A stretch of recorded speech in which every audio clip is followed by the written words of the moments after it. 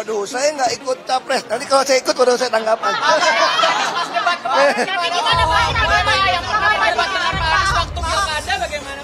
Saya nggak ikut campur soal debat berdebat. Kalau saya ikut baru kamu tanya. Saya kira Ibu Mega selalu konsisten. Ibu Mega selalu ajarkan pada kami sebagai kader, kita nih udah sepakat waktu bernegara, kita menyerahkan pada partai politik yang mengatur segalanya. Anda mau pilih Panglima TNI, pilih polisi, pilih siapapun, KPU mesti lewat partai politik, mencalonkan juga partai politik. Maka Ibu sangat konsisten. Yang paling penting kata Ibu, harus melatih, mendidik rakyat untuk mengerti. Kalau kamu mengatakan kader partai juga ada yang nggak benar, ada yang korup, ya itu kan sama di sekolah juga ada yang pintar, ada yang bodoh, ada yang sedang gitu kan. Nah kalau kamu bilang kok lebih baik yang nggak benarnya, karena kamu yang jujur nggak mau masuk ke politik, itu masalahnya. Ya lu gabung dong. Yang pasti ini sekolah partai terbaik. Makanya saya bilang saya bangga, dilatih dengan baik, lalu ditugaskan untuk membantu yang miskin dan membutuhkan pertolongan. Nah inilah yang kita perjuangkan. Saya adalah petugas partai, karena saya adalah kader yang dilatih, ditugaskan untuk mewujudkan cita-cita proklamasi. Jadi saya ini jelas, Ibu Megawati juga petugas partai, apalagi saya. Saya adalah petugas partai DPD Perjuangan untuk mewujudkan keadilan sosial sesuai dengan cita-cita proklamasi. Dan ini ideologinya, ini ada partai kader dengan ideologi yang jelas. Makanya itu yang saya bilang, ini selamat ulang tahun ke-51.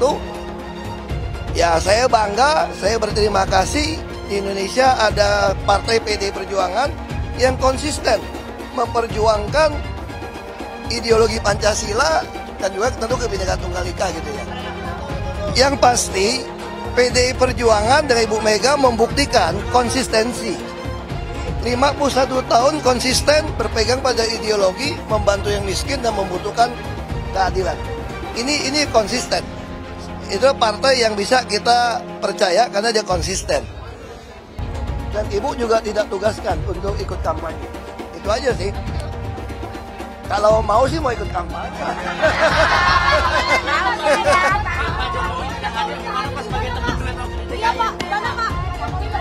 Saya nggak ada WA beliau, nanti gue tanya. Punya tanah berapa, punya tanah ini.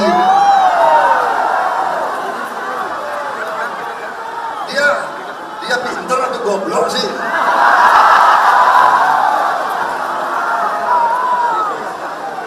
Dia ngerti nggak ada HGU, hak guna usaha, hak guna bangunan, hak pakai, ya kan? Itu tanah negara, saudara. Tanah rakyat, tanah bangsa. Daripada dikuasai orang asing, lebih baik Prabowo yang mengelola. Tapi manakala pemerintah memerlukan saya, segera menyalahkan. Gak usah dibawa-bawa debat lah. Anda hanya memperlihatkan ketololan Anda. Bapak Presiden menyampaikan, Bapak punya lahan lebih dari 340.000 hektar, sementara TNI kita, prajurit kita, selebih dari separuh tidak punya rumah dinas. Itu fakta, tidak perlu dibicarakan secara tertutup. Itu kekurangan yang harus kita perbaiki. Dan ketika tadi Bapak mengatakan, Bapak akan meningkatkan kesejahteraan. Pak, Bapak ini sudah Menhan selama 4 tahun, hampir 5 tahun. Bukan calon Menhan, jadi harusnya menunjukkan inilah yang sudah saya kerjakan, bukan mengatakan apa yang akan dilakukan. Nah saya menyampaikan, bila saya ditugasi maka kenaikan gaji dilakukan tiap tahun. Maka perumahan prajurit TNI dipastikan dibangun, sehingga mereka tidak perlu ngekos, tidak perlu mereka sewa, dan mereka bisa tenang. Mereka diminta mempertahankan setiap jengkal, tapi kita tidak memberikan tempat tinggal bagi mereka berdinas. Itu tidak benar, itu harus dikoreksi. Dari mana kita bisa menilai akurasinya? Jadi menurut hemat kami, bila ada di antara kami yang faktanya keliru, Bapak tunjukkan. Tapi kalau Bapak tidak menunjukkan, berarti memang faktanya benar. Itulah kenyataan yang ada di lapangan. Dan ini juga yang selalu kami gunakan. Kami gunakan fakta-fakta itu. Itulah sebabnya, Pak, kami melihat penting sekali untuk kita tenang, dingin, jangan emosional dalam menghadapi persoalan-persoalan kenegaraan, dalam menghadapi persoalan-persoalan pertahanan. Pak Anies juga terlalu teoritis, tapi yang nyata tentang masalah AI, cyber, teknologi tinggi dan sebagainya adalah sumber daya manusianya, awaknya. Saya begitu jadi menteri, saya membentuk 4 fakultas baru di bidang sains, teknologi, engineering, dan mathematics. Kita menyiapkan putra-putri kita terbaik untuk menguasai teknologi. Kalau tadi disebut ada yang teoritis, ada yang kedua tidak dilaksanakan. Jadi selama 5 tahun ini, apa yang dikerjakan dalam mempertahankan sistem cyber kita? Mohon tenang. Justru di situ letak problemnya. Ketika kepercayaan dari Ibu dan Bapak Saudara sekalian diberikan kepada kami, maka kami insya Allah akan mengembalikan posisi Indonesia. Apa yang kita kerjakan di level dunia membuat Indonesia bisa menjadi tuan rumah di negeri sendiri. Itu tingkat keluarga. Pencurian ikan, pencurian pasir, itu menandakan bahwa kita kebobolan. Dan lebih jauh lagi, ironisnya, Kementerian Pertahanan menjadi kementerian yang dibobol oleh hacker 2023. Sebuah ironi, karena itu kita ingin mengembalikan.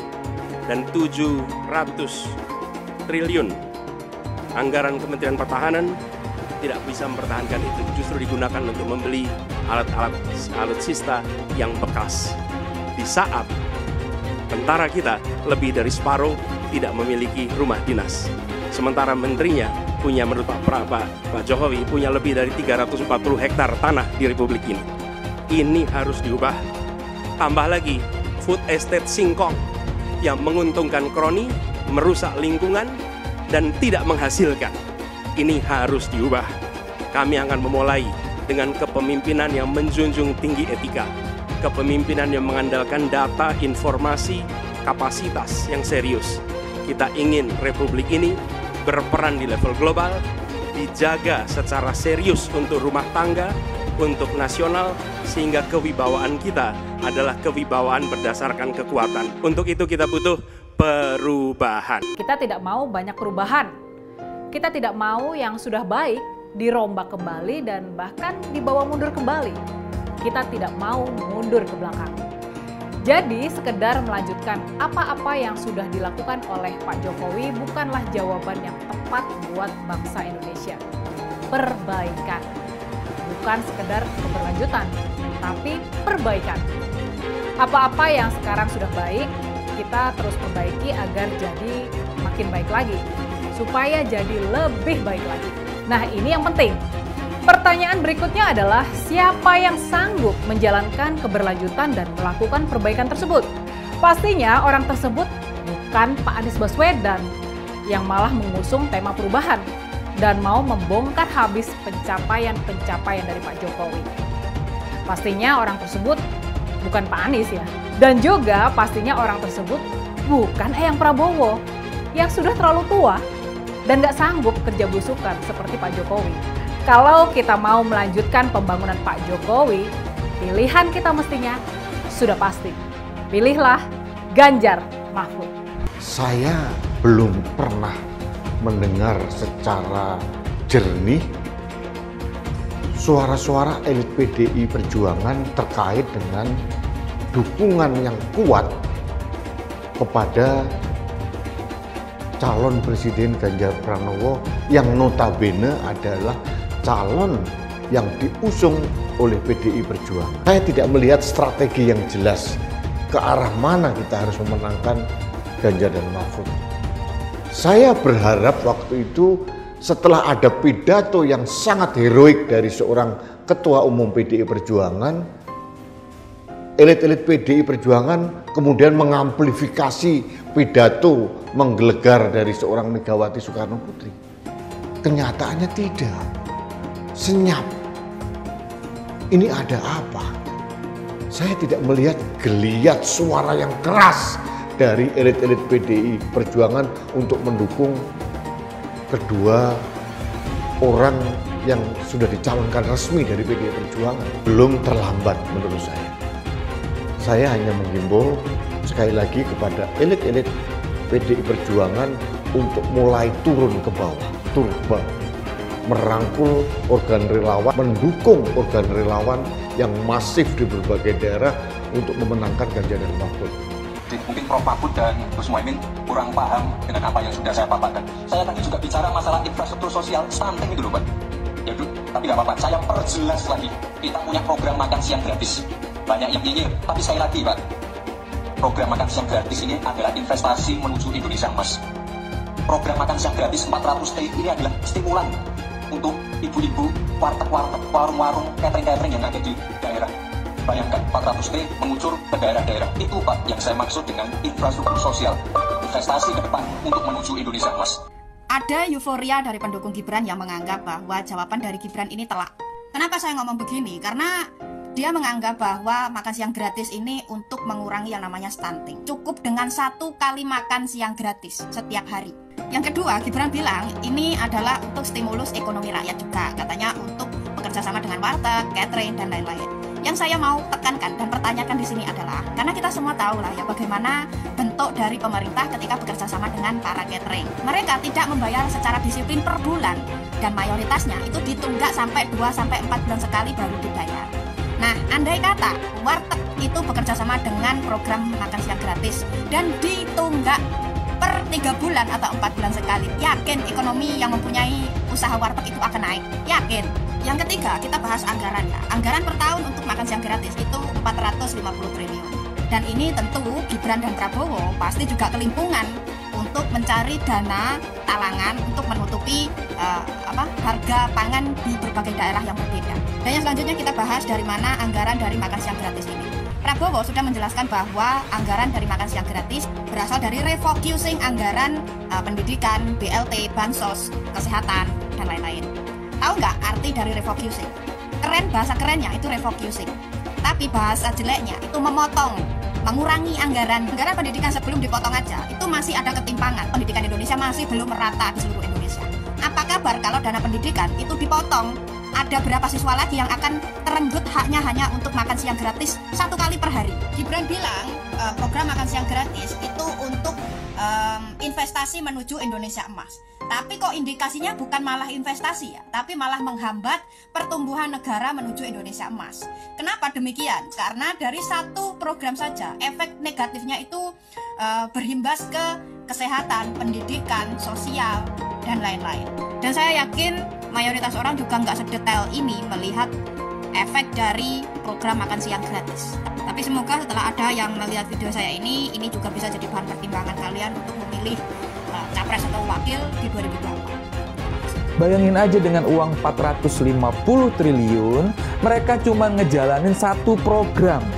Tapi dengan uang yang hampir sama, Ganjar Mahfud bisa jalanin 21 program. Jauh kan kualitasnya? Ganjar Mahfud juga akan bikin program yang gak bakalan nyusahin rakyat. Bagi Ganjar Mahfud, uang rakyat yang 450-an triliun itu lebih baik dipakai untuk hal yang produktif. Itu artinya si Samsul bukan pinter, tapi dodol. Logikanya begitu kan? Bagi kita yang sudah biasa mengikuti Pilpres dari 2014, 2019 hingga hari ini, sebenarnya apa yang dilakukan oleh Prabowo dengan kata-kata endasmu etik itu bukan barang baru sebenarnya. Artinya ini adalah kejadian-kejadian yang selalu diulang oleh Prabowo ketika dia harus berada di titik puncak emosi yang tertinggi. Yang selama ini ditunjukkan dengan joget-joget, seolah-olah dia ini orang yang betul-betul gemoy dan sebagainya.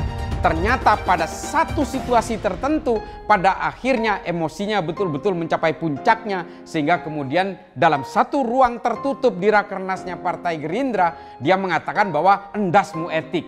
Sejak dulu Prabowo selalu melakukan blunder dengan menggetok-getok podium sampai podiumnya rusak. Ini kan kejadian yang sudah biasa, termasuk menyerang Pak Jokowi misalnya dulu dengan berbagai perkataan-perkataan yang juga endasmu, perkataan-perkataan yang tidak sepatutnya dilontarkan oleh seorang calon pemimpin ketika itu. Tapi lucunya lagi, oleh kalangan orang dekatnya dikatakan bahwa ucapan endasmu etik ini adalah bercandaan. Tapi kalau memang candaan, ternyata orang yang membocorkan video itu hari ini diburu. Itu yang dikatakan oleh media. Dan dia dianggap sebagai penyusup. Lihat rekam jejaknya. Jangan pilih orang yang pernah melakukan berbagai pelanggaran di masa lalunya. Marilah pilih mereka yang sanggup mengakselerasi bangsa ini ke depan dan sanggup mengakomodasi berbagai impian anak muda hari ini. Dari si penegakan hukumnya dulu. Maka kalau saya mulai dari sini, maka yang mesti dilakukan adalah pemiskinan. Yang kedua, perampasan aset. Maka segera kita bereskan undang-undang perampasan aset dan untuk pejabat yang korupsi bawa ke Nusa Kambangan agar bisa punya efek jera bahwa ini tidak main-main. Tidak ada lagi jual beli jabatan. Yang kedua, jangan biarkan mereka store pada pemimpinnya. Kalau ini terjadi, kerunyaman itu akan muncul dan pemimpin tidak boleh ragu untuk memutuskan itu. Menko Polhukam itu sudah ada lebih dari 15. Tapi saudara, di dalam sejarah kan tidak pernah ada Menko Polhukam melakukan tindakan hukum. Karena alasannya saya kan hanya koordinator. Kalau saya sikat semua. Koruptor, mafia, penjahat, saya ikut turun tangan. Dan itu kalau saya ada di posisi baru yang lebih luas kewenangannya, itu nanti akan lebih banyak yang saya lakukan untuk itu. Ya, selain melanjutkan dan bahkan mempercepat pembangunan IKN, Ganjar juga akan memberikan internet gratis dan super cepat. Nah, ini kan justru sangat luar biasa. Program internet gratis ini adalah program yang dicanangkan oleh pasangan Ganjar dan Profesor Mahfud MD. Nah, sedangkan program makan siang gratis itu adalah program dari pasangan Prabowo dan Gibran. Nah, sekarang saya ingin bertanya juga, kira-kira ya, kalau disuruh untuk memilih, kalian akan lebih memilih program internet gratis atau program makan siang gratis? Ya, sekarang coba dibandingkan dengan program internet gratis yang dicanangkan oleh Ganjar Pranowo. Nah, kira-kira mana yang lebih bermanfaat untuk siswa didik? Saya yakin pasti akan lebih banyak yang memilih internet gratis daripada makan siang gratis. Republik ini penuh dengan pengorbanan, tahu tidak? Mengapa sekarang kalian yang baru berkuasa itu mau bertindak seperti waktu zaman Orde Baru?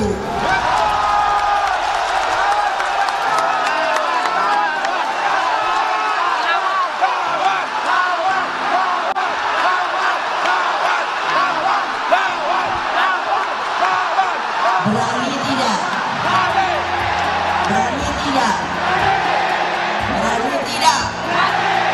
Merdeka! Merdeka! Merdeka! Menang kita! Ganjar Mahfud! Satu putaran! Takut apa tidak? Takut apa tidak? Takut apa tidak? Yes, begitu dong. Mestinya ibu nggak boleh ngomong gitu, tapi ibu udah jengkel, tahu nggak? Nah, yang pasti kalau buat saya dibandingkan misalnya Pak Gibran jadi maju, gitu Mas Gibran gitu ya. Ya saya pilih Ganjar sama Mahfud lah, karena lebih teruji kan. Anda jadi wali kota baru 2 tahun 3 tahun kan belum teruji juga. Ini urus negara loh, mau jadi presiden loh. Kalau Anda belum lengkap, belum pernah di legislatif, belum nasional ya maksudnya DPR. Kalau di DPR kan boleh ngerti nih pemerintahan seperti apa. Anda belum pernah di eksekutif yang tingkat provinsi, Anda nggak ngerti jadi presiden nanti. Ini bukan soal belajar coba-coba loh. Ini negara dipertaruhkan untuk 2045. Kita kan mau mencapai 100 tahun ini mau jadi apa? Kalau coba-coba, ini negara sebentar lagi 300 juta penduduk kita. Mana boleh kita kasih orang coba-coba. Saya tidak meremehkan anak muda ya. Anak muda bisa lebih kreatif gitu ya. Tapi bicara tata negara, harus mengerti konstitusi. Anda bukan hanya untuk berani untuk maju. Kalau cuma berani maju, banyak bisa kita pilih orang berani maju. Tapi yang lengkap dengan track record ini kan butuh waktu pembuktian. Pasti pilih Pak Ganjar. Ya, Pak Mahfud yang lebih pengalaman. Saya tidak mau anak cucu saya harus nunggu sekian tahun lagi. Pengalaman Jakarta gitu kan, nunggu lagi mundur. Males sudah. Jadi kita nggak usah coba-coba deh. Udah jangan dengerin janji-janji manis orang. Lebih setuju lagi apa yang disampaikan calon presiden Pak Ganjar Pranowo. Tadi saya bisik-bisik ke beliau, Pak, nanti habis dilantik, besoknya langsung masuk ke kedaulatan pangan. Nggak usah lama-lama. Perencanaannya disiapkan sekarang, begitu dilantik besok langsung masuk ke kerja kedaulatan pangan. Sehingga swasembada pangan, ketahanan pangan, kedaulatan pangan itu betul-betul kita miliki. Dan saya yakin Pak Ganjar mampu menyelesaikan ini. Saya mensyukuri kenapa kalah, kenapa ditahan. Saya bersyukur atas itu semua. Saya coba bayangkan ya, kalau seandainya waktu itu kita menang gitu ya, hari ini belum tentu kita bisa nikmati seperti ini. Kita bersyukur 5 tahun Tuhan izinkan kasih ke orang yang pintar ngomong untuk kerja. Coba kalau kita bayangkan gitu ya, kalau kemarin saya masih jadi gubernur, ini saya udah turun ini. Tapi yang pintar ngomong itu dikira orang hebat kan? Ini lebih berbahaya tahun 2024. Langsung ketahuan karakternya. Langsung ketahuan itu.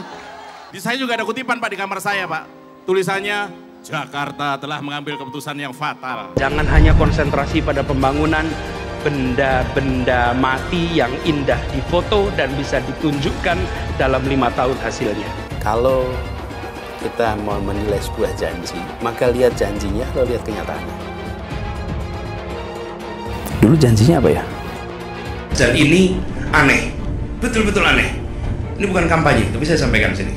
Di satu sisi menyiapkan jalur-jalur air untuk dikirim ke laut, di sisi lain di lautnya dipasang dengan pulau reklamasi, tinggal tunggu waktu jadi rob, air balik. Dan ini melawan sunatullah. Kenapa? Air itu turun dari langit ke bumi, bukan ke laut.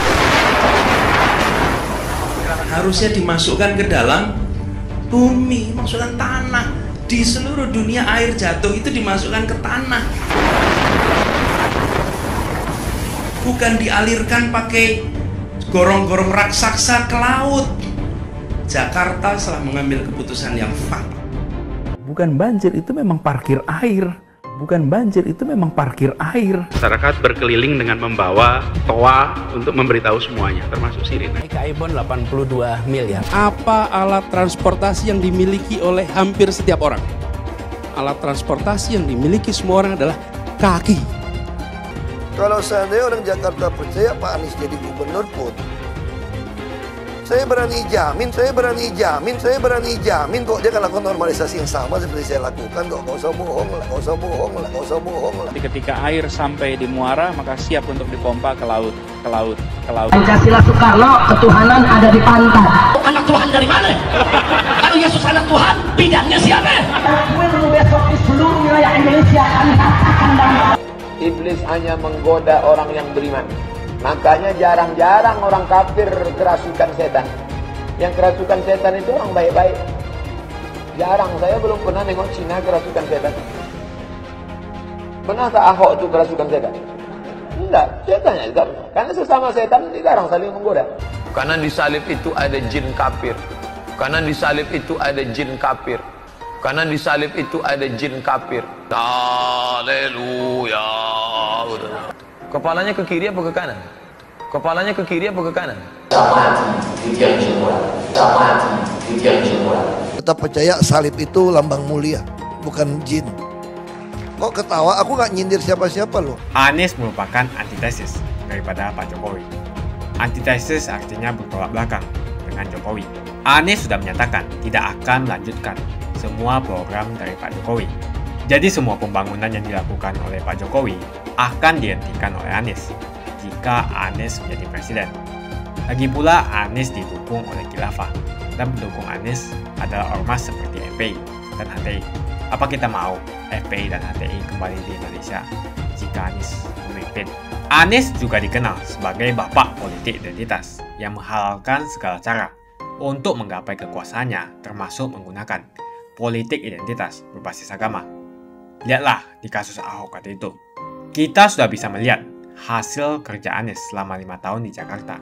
Tidak ada satupun janji yang dipenuhi dan tidak ada kinerja yang bisa dibanggakan. Dari DP 0%, OKOC, kelebihan bayar, Formula E, banjir, sumber resapan, jalan rusak, dan gonta-ganti nama jalan. Lihatlah rekam jejak Anies selama 5 tahun. Bayangkan Indonesia ke depan jika dipimpin oleh Anies. Dan bayangkan jika Anies menang. HTI dan FPI, ormas khilafah yang dibubarkan itu akan dikembalikan oleh Anies. Apakah kita mau Pancasila diganti jadi khilafah?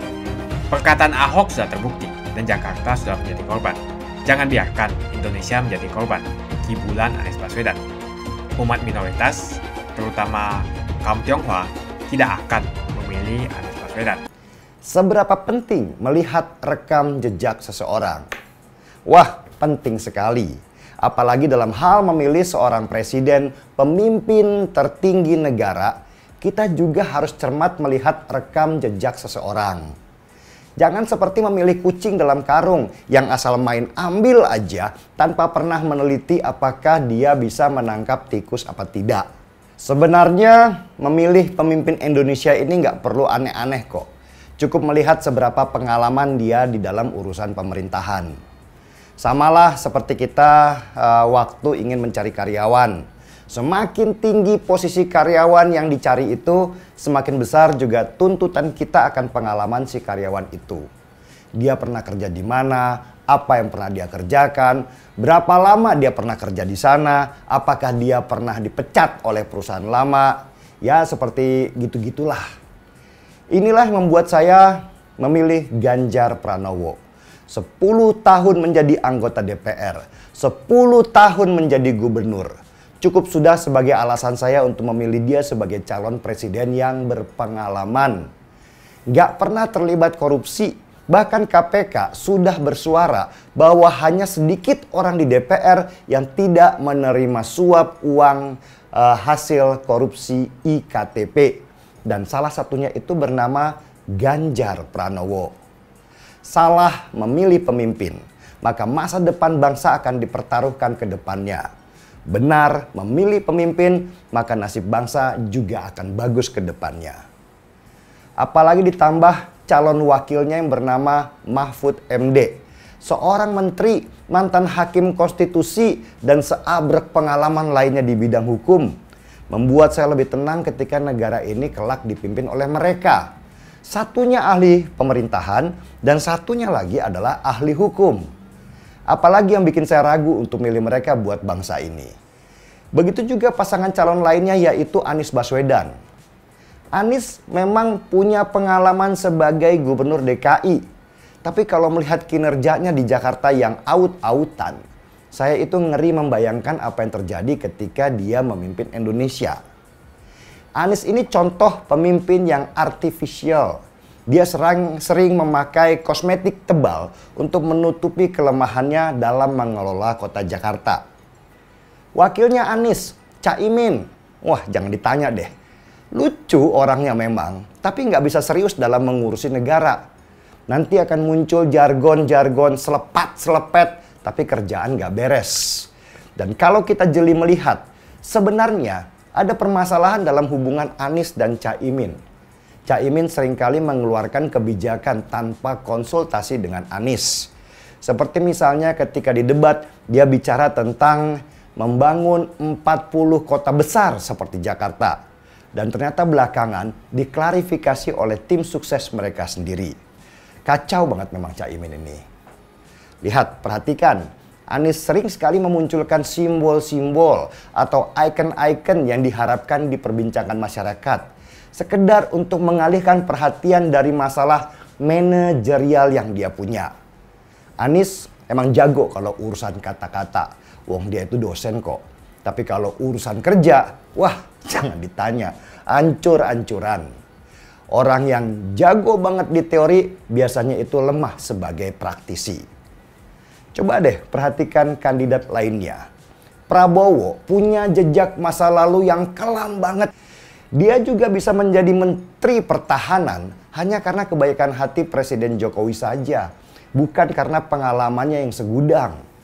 Itulah kenapa di debat kemarin, Prabowo yang Menteri Pertahanan bahkan tidak bisa menjawab semua pertanyaan-pertanyaan yang berhubungan dengan kementerian dia. Karena memang Prabowo itu nggak paham. Belum lagi calon wakilnya Gibran yang masih mentah banget dalam urusan pemerintahan. Baru 2 tahun jadi wali kota, terus dikarbit jadi wakil presiden hanya karena dia anaknya presiden. Bukan karena dia penuh pengalaman yang dibutuhkan oleh bangsa ini. Ganjar memang tidak sempurna.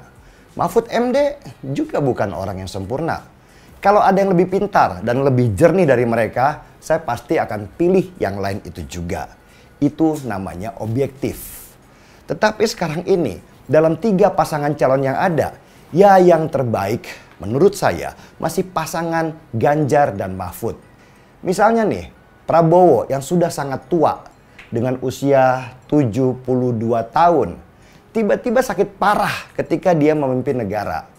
Masa negara sebesar Indonesia diberikan kepada seorang anak yang mentah pengalaman mengelola negara? Bisa hancur negara ini ke depan dan kembali mundur ke belakang, susah berkembang. Yang lain, ngeri saya berikan negara sebesar ini kepada mereka. Apalagi kepada Prabowo yang kita lihat kemarin, emosinya sangat tidak stabil dan temperamental, mudah marah. Wah, bisa-bisa negara ini kelak akan diperintah sesuai mood emosinya saja. Dulu Anies bisa menang karena menggunakan agama dan etnis. Isu agama, ras, dan antar golongan dinikmati oleh relawan Anies. Saat itu Anies didukung oleh FPI, HTI, dan pengasong khilafah lainnya.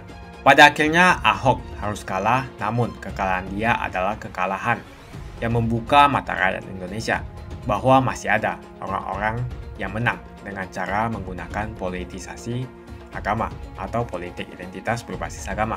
Ternyata banyak sekali orang yang dengan mudah terhasut lewat jalan-jalan seperti itu. Relawan Anies terutama dari FPI, HTI, PA212 seperti Bahar Smith dan Rizik Syihab selalu menghujat Cina, etnis Cina. Tapi saat ini negara Cina sudah menjadi nomor 1 di dunia. Saya bangga sebagai Cina. Etnis Tionghoa dicap sebagai pemberontak, sedangkan etnis Arab dianggap sebagai Tuhan atau tuan dari pribumi. Etnis Arab dipuja-puja dan dianggap sebagai dewa. Lihat saja Rizik Syihab dan Bahar Smith dipuja-puja, padahal mereka mengujar kebencian. Pengasong khilafah seperti Rizik Syihab, Bahar Smith, dan teman-teman, mereka hanya buat gaduh di Indonesia. Sedangkan negara yang mereka sanjung-sanjung itu, Arab Yaman, masih belum maju dan masih terbelakang. Saya percaya Indonesia dengan mayoritas pribumi juga akan menjadi negara maju. Seharusnya Arab Yaman belajar dari negeri Cina. Seperti kata kitab suci, belajarlah sampai ke negeri Cina. Anies dan juga pendukung Anies seperti Rizik Syihab, Bahar Smith, dan kelompok-kelompok HTI dan FPI harus belajar ke negeri Cina supaya tidak lagi melakukan kelebihan bayar. Yang jelas saya memilih pribumi, bukan yang dari Yaman. Ganjar jelas pribumi, nasionalis, dan pasti akan melanjutkan visi dan misi dari Pak Jokowi. Suara Ahok merepresentasi warga minoritas, dan etnis Tionghoa mendukung Ganjar Pranowo. Ahok pasti akan mendukung Ganjar, karena Ahok anti radikalisme. Ahok yang jelas tidak akan mendukung Anies Baswedan, karena Anies Baswedan didukung oleh kelompok khilafah, HTI, dan FPI, ormas terlarang itu.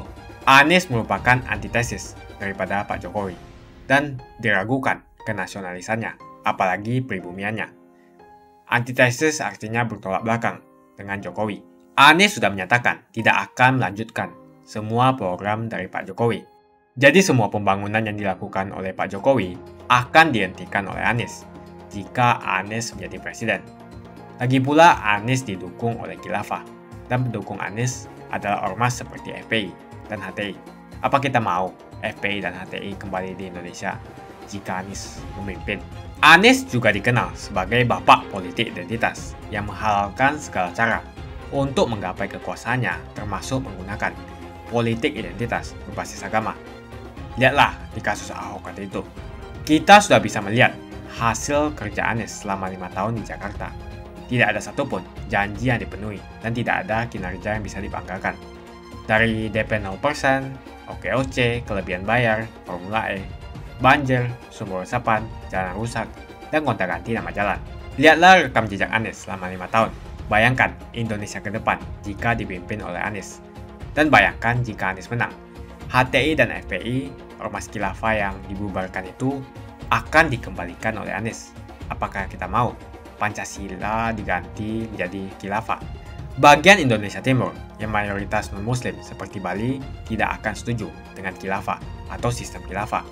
Mungkin Indonesia akan bubar jika Anies menjadi presiden.